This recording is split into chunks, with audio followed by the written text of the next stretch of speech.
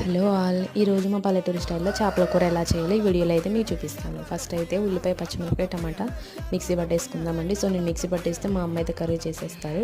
మాకు ఈ చేపలు అయితే పల్లెటూరుల్లో అండి చిన్న చిన్న పిల్ల కాలువలు ఉంటే వాటిలో దొరికితే టేస్ట్ అయితే అద్దరిపోద్దండి. ఇవి బురదలో ఉంటాయి, అందువల్ల చాలా టేస్ట్ ఉంటాయండి.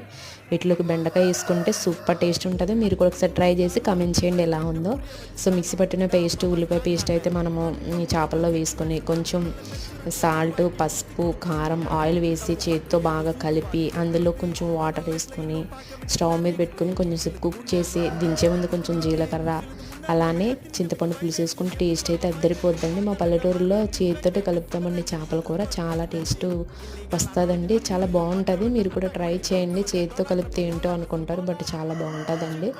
సో ఈ విధంగా అన్నీ వేసి ఒకసారి చేతితో కలిపేసి మనం స్టవ్ మీద పెట్టుకుంటే మంచిగా కుక్ అయిపోద్దండి, చాలా బాగుంటుందండి. ఇటువంటి మరిన్ని వీడియోస్